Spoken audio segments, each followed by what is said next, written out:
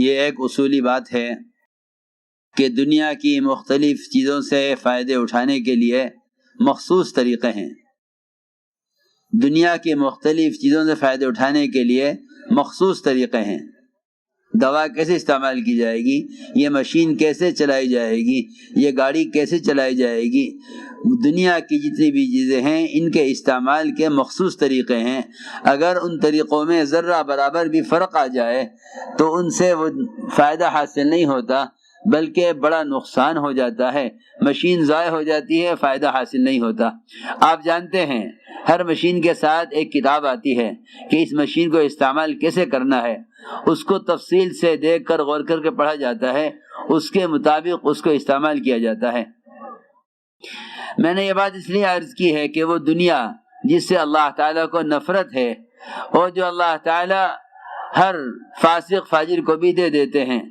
اس دنیا کے بارے میں جب یہ اصول ہے کہ اس سے فائدے اٹھانے کے لیے مخصوص متعین طریقے ہیں، تو جو دین اللہ کو محبوب ہے، وہ ہدایت جس کے لیے اللہ تعالیٰ نے انبیاء علیہ السلام کو بھیجا ہے اور ان کو ہدایت دے کر بھیجا ہے، یہ کیسے ممکن ہے کہ وہ ہدایت اور دین زندگی بلانے کے لیے کوئی مخصوص طریقہ نہ ہو؟ ذرا غور کرنے کی بات ہے۔ وہ دنیا جس سے اللہ کو نفرت ہے، اس سے فائدہ اٹھانے کے لیے تو متعین طریقے، اور جو دین جو اللہ کو محبوب ہے اور اللہ کا ضابطہ ہے، اس دین کے بارے میں آج کل لوگ یہ کہنے لگے ہیں کہ دین کے لیے کوئی خاص طریقہ نہیں ہے، دین تو کسی بھی طریقے سے آ جائے گا۔ ایسا نہیں ہے، بلکہ حضور اکرم صلی اللہ علیہ وسلم نے جس طرح اس امت کو نماز کے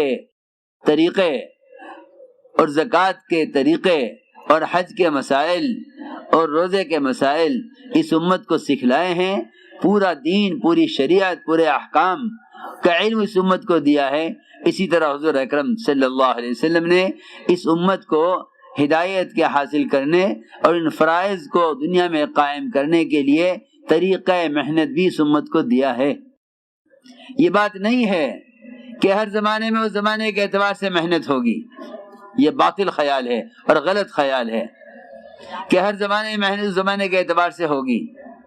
یا ہر زمانے میں تبلیغ اس زمانے کے حالات، اس زمانے کے آلات اور اس زمانے کی چیزوں اور اس زمانے کے نشر و اشاعت کے ذرائع سے ہوگی۔ نہیں، خدا کی قسم یہ بات نہیں ہے، بلکہ محمد صلی اللہ علیہ وسلم جس طرح احکام شریعت قیامت تک کے لیے لائے ہیں، جیسے احکام شریعت قیامت تک کے لیے لائے ہیں، اس طرح حضور اکرم صلی اللہ علیہ وسلم اس امت کو ہدایت کے حاصل کرنے کے لیے محنت اور طریقہ محنت بھی قیامت تک دے کر گئے ہیں۔ جس طرح آپ صلی اللہ علیہ وسلم کے طریقہ وضو کا، طریقہ استنجا کا، طریقہ کھانا کھانے کا، طریقہ کپڑے پہننے کا، ان تمام سنتوں میں قیامت تک کوئی ان کا بدل نہیں لا سکتا، تو جو نبی کی بعثت کا مقصد دعوت اللہ ہے، اس میں نئے طریقے کیسے لائے جا سکتے ہیں اور ان طریقوں کو کیسے بدلا جا سکتا ہے جب آپ کی کھانا کھانے استنجا کرنے کی سنت کا کوئی بدل نہیں، تو آپ کی بعثت کا مقصد دعوت اللہ، اس کا کوئی نیا طریقہ، اس کے لیے کوئی نیا راستہ کیسے حاصل کیسے جاری کیا جا سکتا ہے اور کیسے کوئی نیا طریقہ ایجاد کیا جا سکتا ہے؟ امت کو ہدایت کے حاصل کرنے کے لیے اور امت کو دین زندگی میں لانے کے لیے پلٹ کر اسی طریقہ محنت کی طرف جانا پڑے گا جو طریقہ محنت محمد صلی اللہ علیہ وسلم اور آپ کے صحابہ کا ہے۔ امام مالک رحمۃ اللہ فرماتے ہیں اس امت کے بعد والے سدھر نہیں سکتے، اس امت کے بعد والے ہدایت حاصل کر نہیں سکتے، اس امت کے بعد والے صلاح اور تربیت پا نہیں سکتے جب تک امت وہ نہ کرے جو امت کے پہلو نے کیا ہے۔ اس لیے میں نے یہ بات عرض کی ہے کہ ہمیں سب کو غور کرنا چاہیے کہ وہ کیا طریقہ محنت ہے جس طریقہ محنت سے دلوں میں ہدایت کا نور اترتا ہے، جس طریقہ محنت پر اللہ کی طرف سے ہدایت کا وعدہ ہے۔ جہد ایک اور دعوت اللہ ایک طریقہ محنت کا نام ہے، کسی تنظیم کا نام دعوت نہیں ہے، کسی جماعت کا نام دعوت نہیں ہے، بلکہ محمد صلی اللہ علیہ وسلم نے امت کو تربیت اور ہدایت کے لیے جن اعمال پر جمع کیا تھا، ان اعمال پر جمع ہونا، ان اعمال کا ماحول قائم کرنا، یہ اصل ہدایت کا سبب اور اصل ہدایت کا ذریعہ ہے۔ میں نے عرض کیا کہ ہدایت تربیت مطلوب ہے، مگر ہدایت کے حاصل کرنے کے لیے وہ طریقہ محنت اختیار کرنا ہوگا جو طریقہ محنت محمد صلی اللہ علیہ وسلم اور آپ کے صحابہ کا تھے۔ دعوت الی اللہ کسے کہتے ہیں؟ قرآن نے کھول کر کہا ہے کہ امت دعوت کے بغیر نجات نہیں پا سکتی۔ قرآن نے کھول کر کہا ہے کہ امت دعوت کے بغیر وحی کی برکات حاصل نہیں کر سکتی۔ صحیح روایت ہے کہ اگر امت دعوت چھوڑ دے تو وحی کی برکات سے اور دعاؤں کی قبولیت سے محروم کر دی جائے گی۔ وہ دعوت کیا ہے؟ سب سے پہلے غور کیا جائے کہ وہ دعوت کیا ہے۔ وہ دعوت آپ صلی اللہ علیہ وسلم کا طریقہ محنت ہے کہ ہر فرد کے پاس خود جا کر اس کو دعوت دے کر اپنے ماحول میں لے کر آنا، اسی کو دعوت کہتے ہیں۔ اسی کو دعوت کہتے ہیں کہ ہر فرد کے پاس خود چل کر جانا اور اسے دعوت دے کر اپنے ماحول میں لے کر آنا، اس کو دعوت کہتے ہیں۔ یہ لکھا ہے علماء نے کہ اگر کوئی شخص اپنی ذات کی اصلاح میں لگا ہوا ہے لیکن دوسروں کو دعوت نہیں دیتا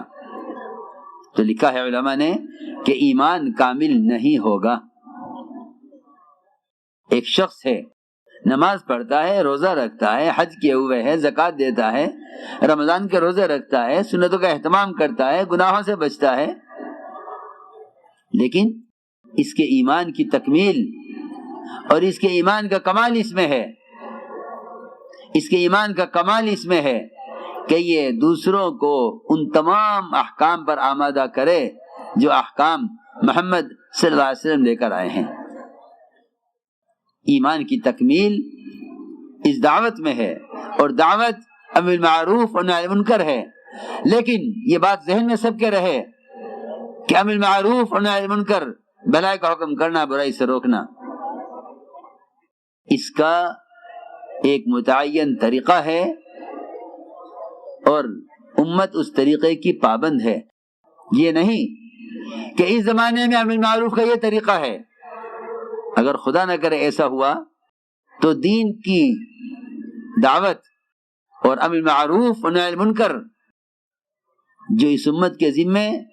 ایک ایسا فریضہ ہے جس کو ادا کیے بغیر امت نجات نہیں پا سکتی، یہ دعوت کا فریضہ مشینیں، دنیا جہان کے آلات اور ذرائع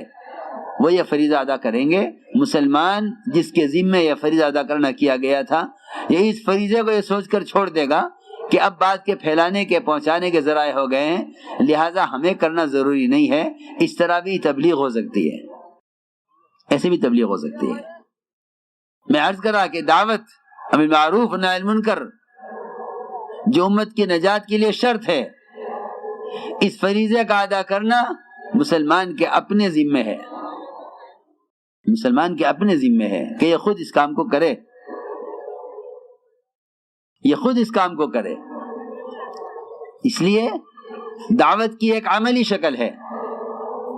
جیسے عبادت کی ایک عملی شکل ہے جس کو مسلمان خود ادا کرتا ہے۔ روزہ اس کا اپنا عمل ہے، نماز اس کا اپنا عمل ہے، حج کرنا اس کا اپنا عمل ہے، ایسے ہی دعوت الی اللہ مسلمان کا خود اپنا ایک عمل ہے جس کے لیے بدن کا استعمال عبادت کی طرح ضروری ہے۔ میں کچھ کہنا چاہتا ہوں، جس کے لیے بدن کا استعمال عبادت کی طرح ضروری ہے۔ میں نے رات بھی عرض کیا تھا، جیسے عبادت میں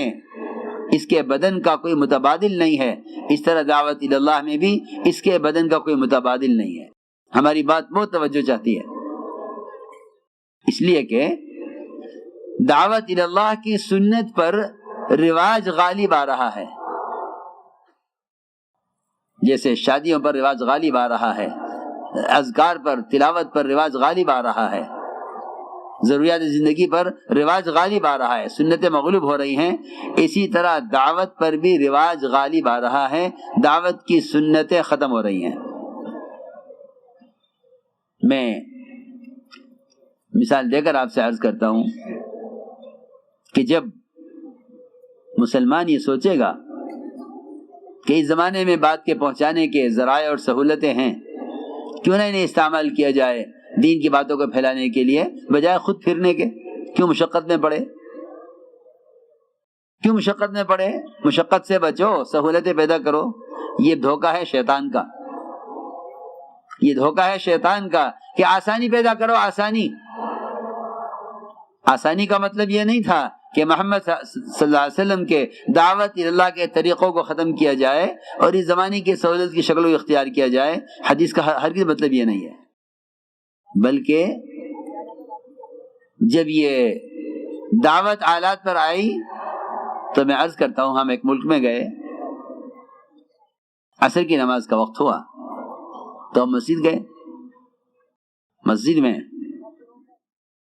اذان کی آواز سنی۔ اذان کے بعد ہم نے پوچھا کہ بھائی مؤذن سے ملاقات کرنی ہے، مؤذن سے ملنا ہے، مؤذن کہاں ہے؟ تو کہا جی آپ کہیں باہر سے آئے ہیں، یہاں کسی مسجد میں کوئی مؤذن نہیں ہوتا، یہاں اذان نیٹ سے ہوتی ہے۔ آپ سوچئے محرومی، وہ اذان جس کو دعوت تامہ کہا ہے، جس کے لیے حضرت عمر تمنا کرتے تھے کاش مؤذن ہوتا، جس کے لیے حضرت علی فرماتے تھے کاش حسنین کے لیے حضور اکرم صلی اللہ علیہ وسلم سے اذان طے کرا لیتا۔ اس دعوت کے چھوٹنے نے، ان آلات اور ذرائع کے استعمال نے امت کو اذان دینے سے بھی محروم کر دیا۔ دعوت جو اسلام کا شعار تھا، جو اسلام کی علامت تھی، ان آلات اور ذرائع نے اور ان سہولت کے نقشوں نے ایسا ختم کیا دعوت کو کہ بتایا کہ یہاں تو کہیں بھی آپ کو کسی مسجد میں مؤذن نہیں ملے گا۔ کون مؤذن کے لیے تنخواہ کا انتظام کرے، کون مؤذن رکھے، کون مؤذن کے لیے کمرہ بناوے، کون مؤذن کی اخراجات برداشت کرے؟ کیا ضرورت ہے مؤذن کی جب یہ سہولت ہے کہ نیٹ سے بٹن دبا دیتے ہیں، اذان ہو جاتی ہے۔ سوچئے ذرا آپ، اس غفلت کے زمانے میں جبکہ مسلمان اذان سن کر بھی نماز کے لیے نہیں آ رہا ہے، بھلا بتلاؤ اس غفلت کے زمانے میں یہ نیٹ کی اذان سے نماز کے لیے آ جائے گا؟ یہ میں آپ سے کہنا چاہتا ہوں۔ لوگ سمجھتے ہیں ان آلات کی سہولت ہے، خدا کی قسم ان آلات کی نحوست ہے، جس نے امت کو سب سے پہلے سنت دعوت سے ہٹایا، جس دعوت کو اللہ تعالیٰ نے بڑی بڑی بادشاہتوں کے مغلوب ہونے اور جس دعوت کو اللہ تعالیٰ نے مسلمانوں کے غالب آنے کا اصل سبب قرار دیا تھا، کیونکہ قرآن میں ہے ان تنصر اللہ ینصرکم، اگر تم اللہ کے دین کے مددگار ہو، کیونکہ اللہ کے دین کی مدد صرف دعوت کو کہتے ہیں، میری بات یاد رکھیو،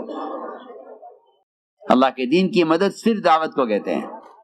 اللہ کے دین کی مدد صرف دعوت کو کہتے ہیں۔ کیوں؟ اس لیے کہ دین کی مدد یہ ہے کہ ایک مسلمان اللہ کے فرائض پر آ جائے، اللہ کے بندے اللہ کے دین میں داخل ہو جائیں۔ قرآن نے تو نصرت اسی کو کہا ہے، اذا جاء نصر اللہ والفتح۔ اس زمانے میں تو ملک و مال کا ہاتھ میں آ جانا فتح سمجھی جاتی ہے، اور دشمن پر غلبہ پالنے کو نصرت سمجھتے ہیں۔ ملک و مال ہاتھ آ جائے یہ فتح ہو گئی، اور مسلمان غالب آ جائے یہ نصرت ہو گئی، ایسا نہیں ہے، بلکہ قرآن نے نصرت اس کو کہا ہے، رأیت الناس يدخلون فی دین اللہ افواجا، کہ نصرت یہ ہے کہ آپ دیکھیں کہ بڑی بڑی علاقے اور قومیں فوج در فوج اسلام میں داخل ہو رہے ہوں، اس کو اللہ کی نصرت کہتے ہیں۔ میں نے عرض کیا کہ دعوت ایک عملی محنت ہے، دعوت ایک عملی محنت ہے، جس طرح عبادت ایک عملی فریضہ ہے بدن کے استعمال کا، خدا کی قسم دعوت بھی اسی طرح ایک عملی فریضہ ہے بدن کے استعمال کا۔ حضور اکرم صلی اللہ علیہ وسلم نے صحابہ کرام کو ایک طریقہ محنت پر ڈالا تھا، وہ طریقہ محنت یہ تھا کہ تم دعوت دے کر ایک آدمی کو اپنے کسی بھی طرح اس کے ماحول سے نکال کر اپنے ماحول میں لاؤ۔ میرے دوستو عزیزو، اسی علماء نے لکھا ہے کہ ایمان کا کمال اس میں ہے، ایمان کا کمال اس میں ہے کہ تم مسجد سے باہر سے لوگوں کو دعوت دے کر انہیں سمجھا کر اپنے ساتھ انہیں مسجد کے ماحول میں لے کر آؤ۔ یہ امر بالمعروف و نہی عن المنکر کی اصل عملی شکل یہی ہے جو بالکل امت میں سے ختم ہو چکی ہے۔ لوگ کتابوں میں اوامر لکھ کر، اخباروں کے کالموں میں منکرات کو لکھ کر سمجھتے ہیں کہ یہ دعوت کا طریقہ ہے۔ نہیں، یہ دعوت کا طریقہ نہیں ہے۔ اس دعوت کے طریقے سے ایمان کی تکمیل نہیں ہوگی۔ کتابوں میں اوامر کو چھاپ دینے سے اور پوسٹروں میں حرام لکھ دینے سے، اگر آپ میں سے کوئی مالدار ہو اور وہ دین کی خدمت اس کو سمجھے کہ میں بہت ہزاروں لاکھوں کی تعداد میں پوسٹر چھپواؤں جس پہ لکھوں سود کھانا حرام ہے، اور یہ سارے پوسٹر اور بازاروں میں دکانوں پر چپکا دیے جائیں جس سے لوگ سود کھانا چھوڑ دیں، تو میں سمجھتا ہوں کہ اس سے سود کے چھوڑنے کی اور اس حرام سے بچنے کی استعداد کبھی پیدا نہیں ہوگی۔ کیوں؟ اس لیے کہ یہ دعوت کا سنت طریقہ ہی نہیں ہے۔ یہ دعوت کا سنت طریقہ ہی نہیں ہے۔ منکرات لکھ کر دینے کی چیز نہیں تھی، معروفات لکھ کر دینے کی چیز نہیں تھی، بلکہ امر بالمعروف و نہی عن المنکر یہ ایک عملی محنت ہے جس کے ذریعے منکر کرنے والے کے ماحول کو تبدیل کرنا محنت ہے۔ ہماری بات توجہ چاہتی ہے بہت۔ منکر کے ماحول کو بدلنا، تبدیل کرنا، منکر کرنے والے کے ماحول کو بدلنا۔ اسی لیے علماء نے لکھا ہے کہ امر بالمعروف اور نہی عن المنکر یہ ان کی عملی محنت ایمان کی تکمیل کا سبب ہے۔ میری بات توجہ چاہتی ہے بہت۔ تبلیغ میں بات کے پہنچانے کا، علم کے لینے اور دینے کا طریقہ وہی ہے جو صحابہ کے زمانے میں تھا کہ علماء کی صحبت میں رہ کر علم حاصل کرو، اس علم کو لے کر امت کے پاس جاؤ اور انہیں وہاں سے سمجھا کر اس ماحول میں لے کر آؤ۔ تبلیغ میں بات کے پہنچانے کا، علم کے لینے اور دینے کا طریقہ وہی ہے جو صحابہ کے زمانے میں تھا کہ علماء کی صحبت میں رہ کر علم حاصل کرو، اس علم کو لے کر امت کے پاس جاؤ اور انہیں وہاں سے سمجھا کر اس ماحول میں لے کر آؤ۔